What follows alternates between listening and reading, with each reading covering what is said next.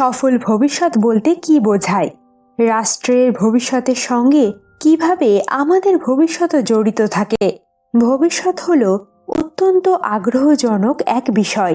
আমাদের মধ্যে এমন কেই বা আছেন যিনি জানতে চাইবেন না যে এখন থেকে পরবর্তী মাসে, বছরে অথবা এমনকি 1 দশক পর আমরা কি করব? আরও ব্যাপক অর্থে চিন্তা করলে এই জগৎ আগামী 10, 20 বা 30 বছর পর কেমন হবে? আপনার কি ভবিষ্যৎ সম্বন্ধে এক আশাবাদী দৃষ্টিভঙ্গি রয়েছে? লক্ষ লক্ষ লোকের তা রয়েছে, আর তাদেরকে দুটো দলে বিভক্ত করা যায়। একটা হলো যারা বলে থাকে যে পরিস্থিতি আরো ভালো হবে, এই বিশ্বাসের পিছনে তাদের দৃঢ় কারণ রয়েছে, এবং অন্যটা শুধুমাত্র এই কারণে উজ্জ্বল দৃষ্টিভঙ্গি বজায় রাখে যে এর বিকল্পগুলো চিন্তা করা খুবই হতাশাজনক। অবশ্য কেউ কেউ সুসংবাদের কোনো পূর্বাভাসই দেখতে পায় না। তাদের মধ্যে এমন ভবিষ্যৎ উদ্যোক্তারা রয়েছে যারা কেবল এই পৃথিবী গ্রহের মহাপ্রলয়ঙ্কর ধ্বংস সম্বন্ধে ঘোষণা করেই আনন্দিত হয় বলে মনে হয়। ভবিষ্যৎ সম্বন্ধে তাদের দৃষ্টিভঙ্গি অনুযায়ী যদি কেউ রক্ষা পেয়েও যায়, তাদের সংখ্যা হবে খুবই অল্প। আপনি কিভাবে ভবিষ্যৎকে দেখে থাকেন? আপনি কি নৈরাশ্য ও ধ্বংস, নাকি শান্তি ও নিরাপত্তা দেখতে পান? যদি আপনি দ্বিতীয়টা আশা করে থাকেন, তাহলে সেটার ভিত্তি কি? মন বলে তাই, নাকি নির্ভরযোগ্য প্রমাণ রয়েছে? আমাদের ছেলে মেয়েদের মধ্যে অনেক মেধা আছে। আমাদের নতুন প্রজন্ম তো প্রযুক্তির যুগেই জন্মগ্রহণ করেছে। তাদের ভেতর অনেক মেধা।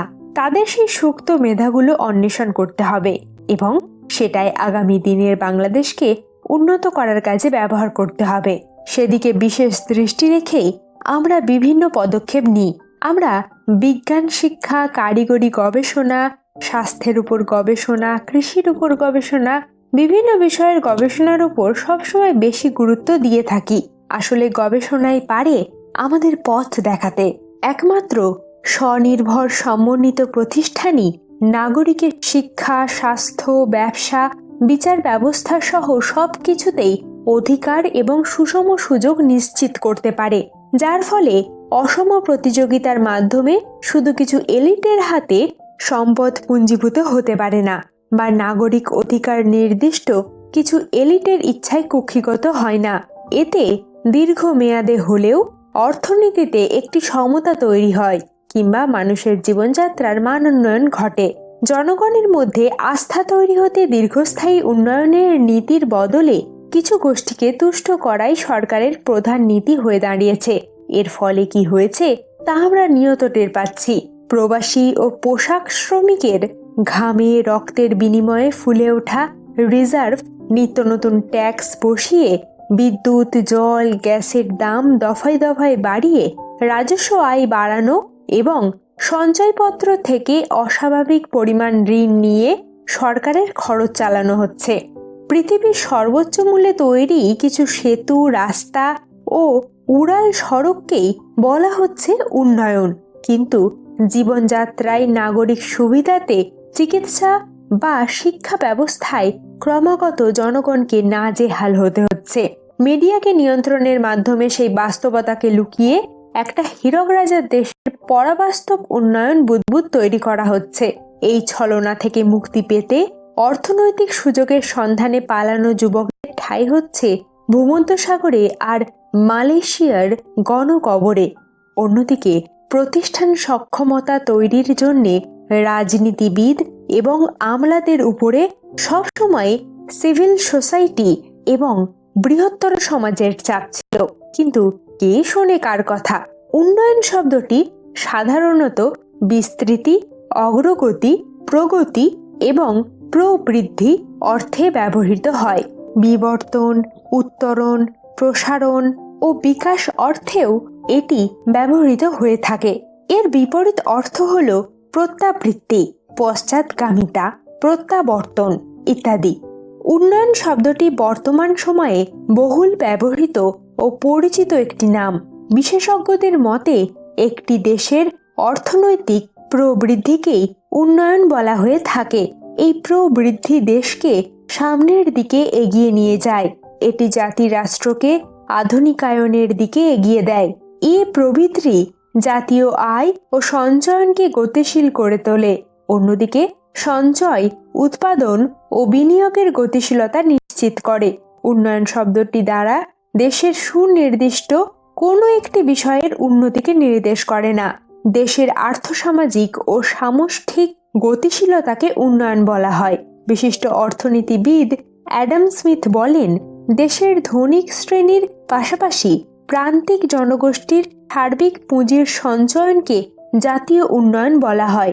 আধুনিক যুগে ব্যাপক অর্থনৈতিক উন্নতিকে উন্নতির মাপকাঠি মনে করা হয়।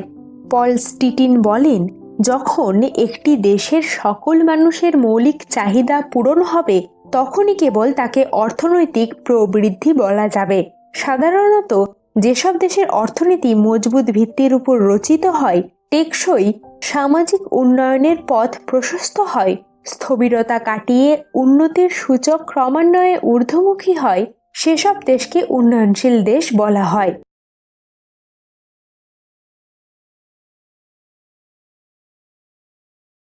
একটি উন্নয়নশীল দেশ ক্রমান্বয়ে উন্নতির দিকে ধাবিত হতে থাকে। দেশকে আস্তে আস্তে উন্নত রাষ্ট্রে পরিণত করার প্রক্রিয়া শুরু করে। কিন্তু উন্নয়নশীল রাষ্ট্রকে এক্ষেত্রে বেশ কিছু প্রতিবন্ধকতার মোকাবিলা করতে হয়। বিশেষজ্ঞদের মতে উন্নত রাষ্ট্র গঠনে সবচেয়ে বড় বাধা হল গণতন্ত্রহীনতা।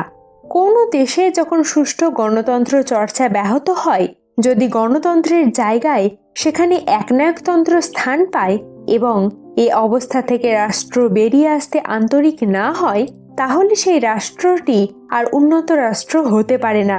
একটি রাষ্ট্রের বিভিন্ন পরিচালন যন্ত্র থাকে। গণতান্ত্রিক একটি দেশে এসব পরিচালন যন্ত্রই সুন্দরভাবে ওই দেশকে পরিচালনা করতে থাকে, ফলে এই দেশটি সামনের দিকে এগিয়ে যায়। কিন্তু দেশের অধিকাংশ জনগণ যখন পরিচালন যন্ত্রের প্রতি আস্থাহীন হয়ে পড়ে, তখন বোঝা যায় যে দেশের গণতান্ত্রিক অবস্থা বেশ সংকটে পড়েছে। কারণ দেশে যখন সংকট সৃষ্টি হয়, গণতান্ত্রিক কাঠামো যখন দুর্বল হয়ে পড়ে, তখন এ সুযোগে কতিপয় দুষ্ট চক্র মাথাচড়া দিয়ে ওঠে। নিজেদের অর্থনৈতিক স্বার্থ উদ্ধারে তারা সদা ব্যস্ত হয়ে ওঠে। রাষ্ট্রপ্রধানের কাছে তারা প্রকৃত অবস্থা গোপন রাখে, ফলে রাষ্ট্রপ্রধানকে তারা বিভ্রান্তিতে ফেলে দেয়। রাষ্ট্রপ্রধান রাষ্ট্রের প্রকৃত অবস্থা জানতে ব্যর্থ হন, ফলে জনগণের মাঝে একটি চাপা ক্ষোভ সৃষ্টি হয়।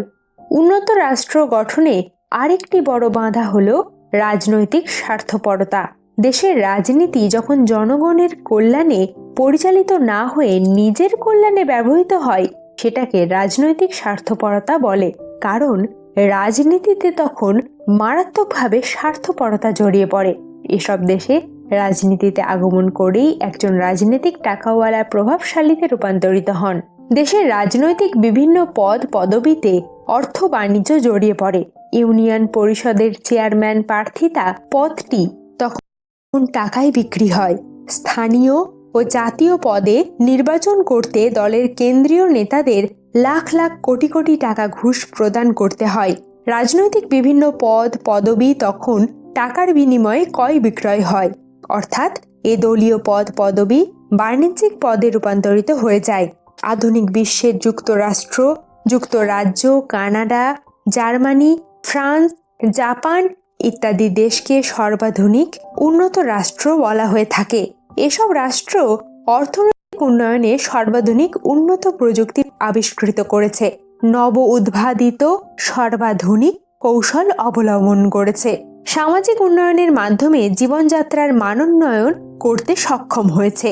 এত সব কারণেই এসব দেশকে উন্নত বলা হয়ে থাকে। এই দেশগুলো নাগরিক বাসস্থান সমস্যার সমাধান করেছে, কর্মমুখী শিক্ষার উন্নয়ন ঘটিয়েছে, বাক স্বাধীনতার উন্নত পরিবেশ সৃষ্টি করেছে, নিরাপদ জীবনযাপনের প্রায় শতভাগ গ্যারান্টি দিয়েছে, স্বাস্থ্য ব্যবস্থা ও মহামারীতে ব্যাপক সুরক্ষা অর্জন করতে সক্ষম হয়েছে।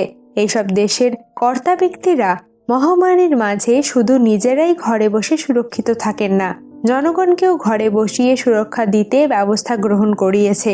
এসব দেশের সাধারণ জনগণকে ক্ষুধায় খাদ্য সংগ্রহ করতে দিশেহারা হতে হয় না। আমাদের দেশের মতো সেখানে রাষ্ট্রনায়করা এসি রুমে সুরক্ষিত থাকেন না, আর জনগণ ক্ষুধার জ্বালায় রাস্তায়ও বের হয় না। উন্নয়নশীল দেশ হিসাবে রাষ্ট্রকে তাই উল্লিখিত বিষয়গুলোর সমাধান কল্পে নিঃস্বার্থভাবে আন্তরিক হতে হবে। জনগণের নিরাপত্তাহীনতা দূর করতে হবে। দেশের এক প্রান্ত থেকে আর এক প্রান্তে স্বাধীনভাবে ঘুরে বেড়ানোর নিরাপত্তা নিশ্চিত করতে হবে। সম্পদের সুষম বন্টনে বিশেষ গুরুত্ব দিতে হবে। বেকারত্বের চাপ কমাতে কর্মমুখী শিক্ষা ব্যবস্থা চালু করতে হবে। স্বাস্থ্য খাতে দুর্নীতি দূর করার ব্যবস্থা করতে হবে। এক্ষেত্রে জনপ্রতিনিধিদের নিজ এলাকার হাসপাতালে চিকিৎসা নিতে হবে। টাকার গরমে চিকিৎসা নিতে বিদেশ যাওয়া বন্ধ করতে হবে। প্রযুক্তি ও আধুনিক কলাকৌশলে এগিয়ে আসতে হবে। এক্ষেত্রে দেশের শতভাগ নাগরিকের শিক্ষা নিশ্চিত করতে হবে। দেশ থেকে নিরক্ষরতা দূর করতে হবে, কারণ ডিজিটাল বাংলাদেশ গড়ার প্রথম শর্ত হলো শতভাগ মানুষের শিক্ষিত হওয়া। বাংলার অর্ধেক জনগণকে অশিক্ষিত রেখে ডিজিটাল বাংলাদেশের স্বপ্ন পূরণ হওয়া এক অসম্ভব ব্যাপার। এক্ষেত্রে গরিবদের জন্য শিক্ষা ব্যবস্থা ফ্রি করা যেতে পারে। দেশের উন্নয়ন টেকসই করতে উল্লিখিত বিষয়গুলোর দিকে রাষ্ট্রের বিশেষ নজরদারি বাড়াতে হবে। রাষ্ট্রযন্ত্রের সঙ্গে জড়িত সংশ্লিষ্ট সবাইকে এগিয়ে আসতে হবে। শুধু রাষ্ট্রপ্রধানের একার পক্ষে এটি বাস্তবায়ন সম্ভব হবে না। তাহলে বুঝতে পারছেন রাষ্ট্রের ভবিষ্যতের সঙ্গে কিভাবে আমাদের ভবিষ্যৎ জড়িয়ে থাকে। এখানে হলো গোটা বিষয়টির মধ্যে থেকে যাওয়া মূলগত পার্থক্যগুলি, যেগুলি চোখে আঙুল দিয়ে দেখিয়ে না দিলে হয়তো আমরা ঠিক মতো কার্যকরী ভূমিকা গ্রহণ করতে পারি না।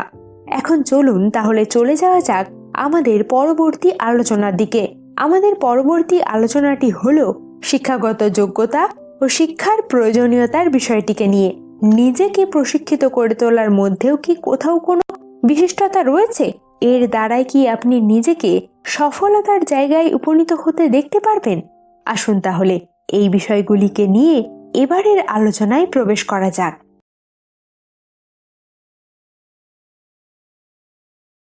নিজেকে প্রকৃত শিক্ষিত করে তোলার মধ্যে দিয়ে কি আমরা সফলতা আনতে পারবো?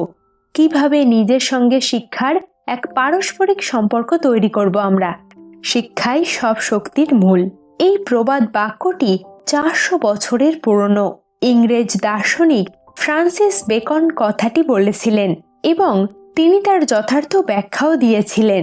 শত শত বছর পরেও কথাটি তার মূল্য হারায়নি। শিক্ষাই শক্তি। শিক্ষা হচ্ছে যে কোনো অর্থনৈতিক এবং রাজনৈতিক অঙ্গনের মূল চালিকা শক্তি। গণতন্ত্র ও ন্যায় বিচারের ক্ষেত্রে শিক্ষা কোন ধরনের ভূমিকা পালন করে তার নতুন করে বলার প্রয়োজন নেই। প্রতিদিনই আমরা তার উদাহরণ দেখতে পাচ্ছি। বিশেষ করে 2010 সাল থেকে শুরু হওয়া আরব অভ্যুত্থানের দিকে তাকালে বোঝা যাবে শিক্ষা একজন মানুষের জীবনে একটি দেশের পট পরিবর্তনের ক্ষেত্রে কি করতে পারে, কিভাবে শিক্ষা সংস্কারের দাবিতে, গণতন্ত্রের দাবিতে মানুষকে রাস্তায় নামাতে পারে। সবই শুরু হয়েছিল টিউনিশিয়ার জ্যাসমিন রেভলিউশনের মধ্য দিয়ে। শিক্ষিত মধ্যবিত্ত পরিবার, সমাজের দ্বিতীয় শ্রেণীর মানুষেরা এক হয়েছিলেন আন্দোলনকে এগিয়ে নিয়ে যেতে, আন্দোলনে প্রাণ ধরে রাখতে। সবচেয়ে বেশি এবং ক্ষিপ্ত গতিতে এগিয়ে এসেছিল তরুণ প্রজন্ম। তাদের সবার বয়স ছিল 20 থেকে 35-এর মধ্যে। এদের মধ্যে ছাত্রছাত্রী, শিক্ষক কেউই বাদ ছিল না। এদের একের পর এক হুমকি দেওয়া হয়েছিল প্রশাসনের পক্ষ থেকে। রাবাত থেকে রিয়াদ সবাই আন্দোলনে শরিক হয়েছিল। চিকিৎসক, প্রকৌশলী, সাংবাদিক সবাই এক বাক্যে বলেছিল আরও স্বাধীনতা চাই, রাজনৈতিক অঙ্গনে সক্রিয় হতে চাই, দেশ শাসনে অংশগ্রহণ করতে চাই, শ্রম বাজারে সমতা চাই, চাই আলোকিত ভবিষ্যৎ। সেই আকাঙ্ক্ষা এখনো পূর্ণ হয়নি। নির্বাচন ও গণতান্ত্রিক প্রতিষ্ঠানের মাধ্যমে সেই সংগ্রাম চালিত করতে হবে। শিক্ষার প্রয়োজনীয়তা অপরিসীম। শিক্ষাই মানুষকে সচেতন হতে শেখায়। এই খুবই সাধারণ বোধটি অবহেলা করেছিলেন আরব বিশ্বের নেতারা। যদি সেখানে স্কুল, কলেজ ও বিশ্ববিদ্যালয় না থাকতো তাহলে এই আন্দোলনের কথা ভাবাই যেত না। গত 20 বছর ধরে মানুষেরা অপেক্ষা করেছে, নিজেদের তৈরি করেছে। হিউম্যান ডেভেলপমেন্ট রিপোর্ট জানিয়েছে গত 20 বছরে আরব বিশ্বের দেশগুলো শিক্ষাক্ষেত্রে সত্যিকার অর্থেই এগিয়ে গেছে, অথচ এসব স্কুল কলেজ প্রতিষ্ঠিত হয়েছে মাত্র 20 বছর আগেই। এমনকি টিউনিশিয়ার সাবেক প্রেসিডেন্ট বেন আলী নিজেও ছিলেন একজন সংস্কারপন্থী।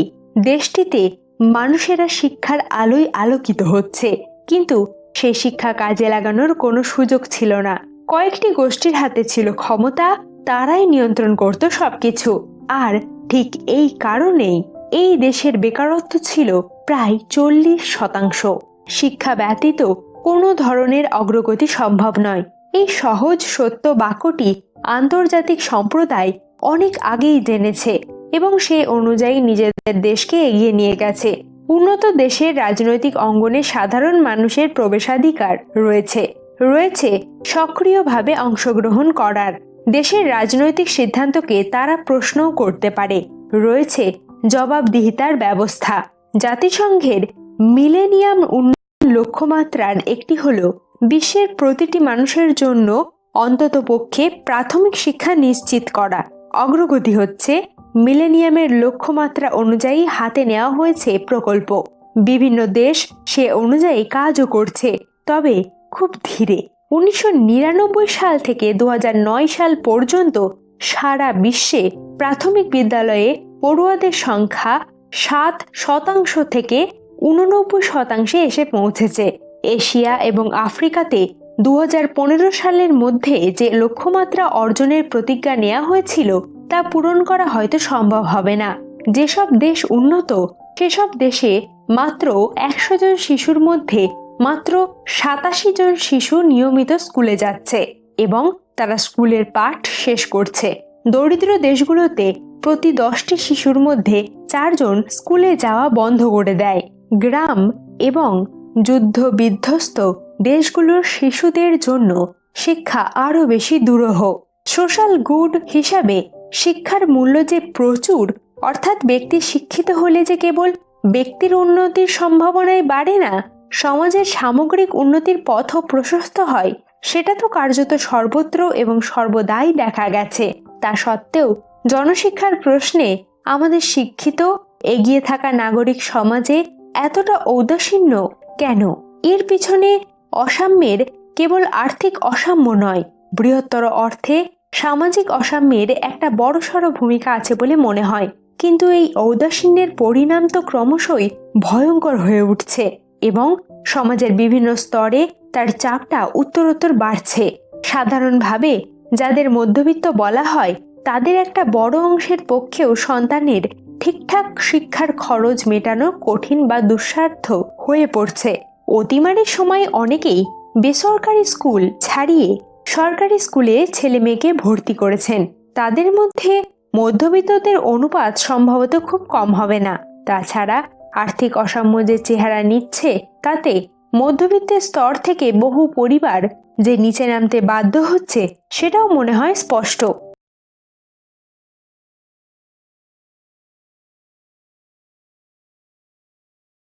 ভ্যানিশিং মিডল এর গল্পটা ক্রমশই জোরদার হচ্ছে। এবার বেসরকারি স্কুলে বা কোচিং ক্লাসে অনেক টাকা খরচ করেও সবসময় যে লেখাপড়া মনমতো হচ্ছে এমনও নয়। এই অবস্থায় সমাজের একটা বড় অংশ যারা ছেলে মেয়েকে লেখাপড়া শেখানোর প্রয়োজন খুব ভালো করে বোঝেন, সেই প্রয়োজন মেটানোটা ক্রমশই তাদের সাধ্যের বাইরে চলে যাচ্ছে। অর্থাৎ নিষ্ক্রমণের পথটা তাদের সামনে ক্রমশ সংকীর্ণ হয়ে আসছে। কিন্তু পরিস্থিতির চাপে পড়ে তাদের কণ্ঠস্বর জোরদার হওয়ার, অনেক স্বর একজোট হওয়ার একটা সম্ভাবনা কি তাহলে নেই? অন্যভাবে বললে সেই সম্ভাবনা তৈরি করার কাজটাই কি রাজনীতির কাজ নয়? রাজনীতিকে আর্ট অব দ্য পসিবল বলার একটা মানে কি এই ধরনের পরিস্থিতি থেকেই তৈরি হয় না? যদি তা হয় তবে কিভাবে রাজনীতিটাকে গড়ে তোলা সম্ভব? প্রযুক্তির উন্নতি, নতুন দ্রব্যের উৎপাদন এবং উৎপাদনের কৌশল এবং নতুন জ্ঞান সম্মিলিতভাবে বৃত্তি জগতে ব্যাপক পরিবর্তন নিয়ে এসেছে। কয়েক দশক পূর্বে যে ধরনের বৃত্তির প্রয়োজন ছিল বর্তমানে তা অপ্রাসঙ্গিক হয়ে পড়েছে। বর্তমান বৃত্তির ক্ষেত্রে বিভিন্ন প্রাকৃতিক শিক্ষার প্রয়োজন, যা জীবনব্যাপী শিক্ষা ব্যবস্থার সাহায্যে অর্জন করা সম্ভব। গণমাধ্যম, যেমন দূরদর্শন, ইন্টারনেট, কম্প্যাক্ট ডিস্ক ইত্যাদির ব্যাপক ব্যবহারের ফলে সামাজিকীকরণের সংস্থা হিসাবে পরিবারের ভূমিকা ক্রমশ ক্ষীয়মান। দ্রুত নগরায়নের ফলে পরিবার বিচ্ছিন্ন হয়ে পড়ছে এবং নারী পুরুষের ভূমিকা পরিবর্তনের ফলে মূল্যবোধের পরিবর্তন হচ্ছে। এইভাবে দ্রুত সমাজ পরিবর্তনের সঙ্গে সামঞ্জস্য রেখে চলার জন্য জীবনব্যাপী শিক্ষার প্রয়োজন। খুব সহজভাবে বলতে গেলে জীবনব্যাপী শিক্ষা হলো যতদিন বাঁচি ততই শিখি। জীবনব্যাপী শিক্ষা মনে করে শিক্ষা কেবলমাত্র বাল্যকাল থেকে বয়ঃসন্ধিক্ষণের মধ্যে সীমাবদ্ধ থাকবে না। দ্রুত পরিবর্তনশীল বিশ্বের সঙ্গে পা চালিয়ে চলতে গেলে শিক্ষার ব্যাপ্তি হবে সমগ্র জীবন, জন্ম থেকে মৃত্যু পর্যন্ত। সুতরাং ব্যাপক অর্থে শিক্ষা সমাজবদ্ধ মানুষের ব্যক্তিজীবনের সঙ্গে একটা সমব্যাপী নিরবিচ্ছিন্ন প্রক্রিয়া, যার মাধ্যমে ব্যক্তির শারীরিক ও মানসিক সকল সম্ভাবনার ক্রমবিকাশ যেমন পূর্ণতা লাভ করে, তেমনি ব্যক্তির সামাজিক সম্ভাবনার বিকাশ ঘটিয়ে সমাজ সংস্করণ ও তার প্রগতিতে সাহায্য করার ক্ষমতা দান করে। সমাজের দুর্বল জনগণের শিক্ষার চাহিদা প্রধানত শিক্ষার দ্বারা পূরণ করা সম্ভব নয়। এছাড়া এদের মধ্যে একটা বড় অংশ বিভিন্ন কারণে প্রারম্ভিক শিক্ষা সম্পূর্ণ হবার পূর্বেই পাঠত্যাগ করে। এদের মধ্যে কেউ যদি পরবর্তী সময়ে শিক্ষা গ্রহণে ইচ্ছুক হন, সেক্ষেত্রে জীবনব্যাপী শিক্ষা সাহায্য করতে পারে। জীবনের মান এবং চিকিৎসা ব্যবস্থার উন্নতির ফলে প্রতি দশকেই বৃদ্ধের সংখ্যা ক্রমশ বৃদ্ধি পাচ্ছে। ভারতবর্ষে অধিকাংশ চাকরিজীবীরা 58 থেকে 60 বছর বয়সের মধ্যে অবসর গ্রহণ করেন যদি তারা উৎপাদন সক্ষম। তাদের কর্মক্ষমতা এবং অভিজ্ঞতা ব্যবহারের উদ্দেশ্যে বিভিন্ন ধরনের গঠনমূলক কাজের ব্যবস্থা করা যেতে পারে, যার জন্য প্রয়োজন হলো উপযুক্ত শিক্ষা। জীবনব্যাপী শিক্ষা এক্ষেত্রে সাহায্যের হাত প্রসারিত করে। গ্রাম্য ভাষায় একটা প্রবাদ চালু আছে, থলি যদি ভালো হয় তাহলে সেখানে ভালো কিছু থাকবে, আম যদি মিষ্টি হয় তাহলে তার আঁটিটাও মিষ্টি হবে। অর্থাৎ আদর্শ পরিবারের সন্তান সুসন্তান হবে, এটাই স্বাভাবিক। শিশু যখন নিজে থেকেই হাত পা নাড়াতে শেখে, তখন থেকেই মূলত সে পরিবারের বড়দের কাছ থেকে শিখতে শুরু করে, আর তখন থেকেই তার সামনে বাবা মা তথা বড়দের কথাবার্তা সহ বিভিন্ন বিষয়ে বেশ সতর্কতা অবলম্বন করতে হয়। বাড়ন্ত শিশুকে অত্যন্ত সতর্কতার সঙ্গে ভালো মন্দ বিষয়ে অবহিত করতে হয়। তার সঙ্গে নরম সুরে মার্জিত আচরণে বিভিন্ন বিষয় শেয়ার করতে হয়। শিশুদের মন মানসিকতা থাকে খুবই কোমল, তাই খুব সহজেই তারা যে কোনো বিষয় শিখে নিতে পারে। বড়দের কর্তব্য আদর স্নেহের মাধ্যমে বুঝিয়ে তাদের যে কোনো বদভ্যাস থেকে বিরত রাখা। কোনো অবস্থায় শিশুকে গাল মন্দ করা যাবে না। তাই একজন আদর্শ মানুষ হিসাবে সন্তানকে গড়ে তোলার জন্য পিতা মাতা ও পরিবারের সদস্যদেরই অগ্রণী ভূমিকা পালন করতে হবে। সন্তানকে মাঝে মধ্যে কাছে কিংবা দূরে কোথাও প্রকৃতির সান্নিধ্যে নিয়ে যেতে হবে। ভ্রমণেও শিশু অনেক কিছু শিখতে পারে। বর্তমান শহরে সমাজে অনেক পরিবারের দুই অভিভাবকই থাকে নিজ কর্মস্থলে ব্যস্ত, ফলে তাদের কাছ থেকে যতটুকু সময় সন্তানের প্রাপ্য তা থেকে সে বঞ্চিত হয়। তাই কার্টুন ছবি দেখে আর মোবাইলে গেম খেলে শিশু সব সময় কাটায়। এতে তার মস্তিষ্কে ধারণ করে উদ্ভট সব চিন্তা। বাবা মাকে সন্তানের সঙ্গে বন্ধুত্ব সুলভ আচরণ করতে হবে, তাহলে সন্তান সবকিছুই বাবা মার সঙ্গে শেয়ার করবে। যে সন্তান শেয়ার করতে শিখবে সে কখনো আদর্শহীন হবে না। ঘরের পরিবেশে ভালো বলেই সে সন্তান সভ্য ভদ্র ও আদর্শবান হবে তা কিন্তু ঠিক নয়। সন্তান কাদের সঙ্গে মেশে বন্ধুত্ব করে সেদিকেও দৃষ্টি রাখতে হবে। মোটামুটি 5-6 বছর বয়স থেকে শিশুর মধ্যে নিজস্ব সম্মান বোধ সৃষ্টি হয়। অবশ্যই ছোট থেকে সন্তানের সামনে সুশিক্ষার বিষয়ে আলোচনা এবং তার মধ্যে তার চর্চার প্রচলন ঘটাতে হবে। শিক্ষিত হওয়ার জন্য যেমন একাডেমিক শিক্ষার প্রয়োজন, তেমনি সন্তানকে সুস্থ মানসিকতার ধারক বাহক করার জন্য সভ্যতা, ভদ্রতা, নৈতিকতা ও কৃতজ্ঞতা প্রকাশ করার মতো মননের অধিকারী গড়ে তুলতে হবে। মোদ্দা কথা, বিচক্ষণ বাবা মা বা অভিভাবকদের সন্তানরাই সমাজে আদর্শ মানুষ হিসাবে গড়ে ওঠে। আশা করি আপনাদের কাছে এই বিষয়টি অনেকাংশেই পরিষ্কার হয়ে গেছে। তাহলে বুঝতেই পারছেন নিজেদেরকে শিক্ষিত করে তোলার পর্যায়গুলি ঠিক কি হতে পারে। এভাবে যদি সকলেই ভাবতে শেখেন তাহলে সমাজে বৈচিত্র্য আসতে বাধ্য। এবারে চলে যাওয়া যাক শেষের কিছু কথায়। যে কারণে এই বইটি লিখেছিলাম তার অনেকটাই আপনাদের সম্মুখে তুলে ধরতে পেরেছি। এখন আসুন তাহলে আরো কিছু বিষয়ের দিকে নজর ঘোরাই। হতে পারে এটির দ্বারা আমরা প্রকৃত সফলতার দিকে এগিয়ে যেতে পারবো।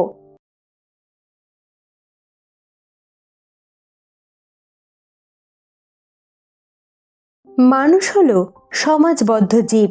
ব্যক্তি মানুষের সব সার্থকতা সমাজকে কেন্দ্র করেই, সমাজের স্বীকৃতির উপর নির্ভর করেই মানুষের সম্পূর্ণতা। কিন্তু মানুষ দল বেঁধে বাস করলেই তা সমাজ হয় না।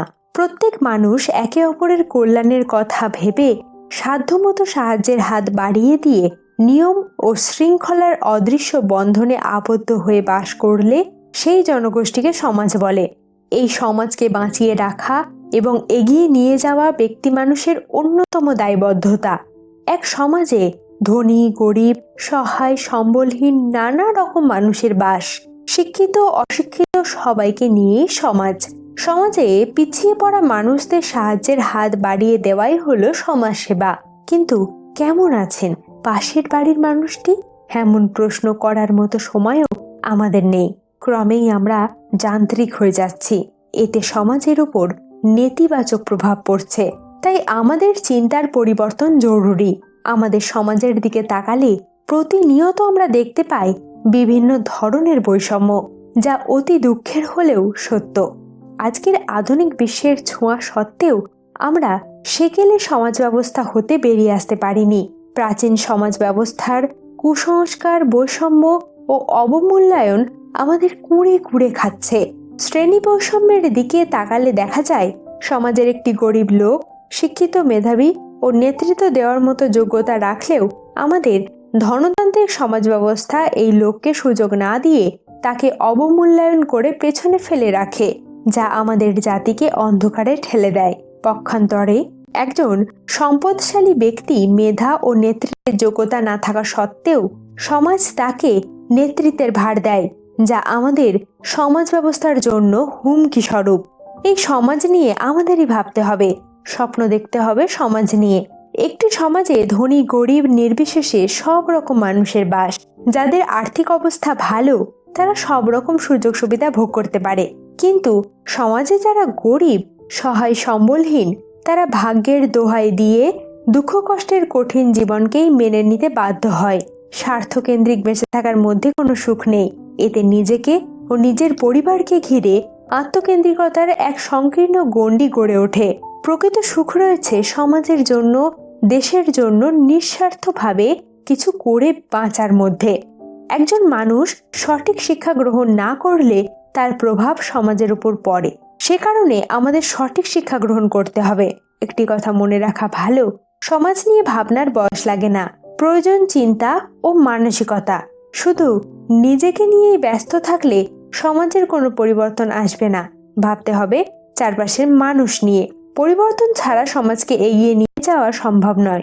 তাই আমাদের সবার মধ্যে সামাজিক মূল্যবোধ জাগাতে হবে। সামাজিক মূল্যবোধই পারে সমাজের রূপ বদলে দিতে। এতদিন জানতাম মানুষের পাশে দাঁড়াতে গেলে পথে নামতে হয়, এবার জানলাম মানুষের পাশে দাঁড়াতে গেলে ঘরে থাকতে হয়। মানুষ যে সামাজিক জীব এ কথাটা ভুলিয়ে দিয়েছে করোনা নামক মহামারী।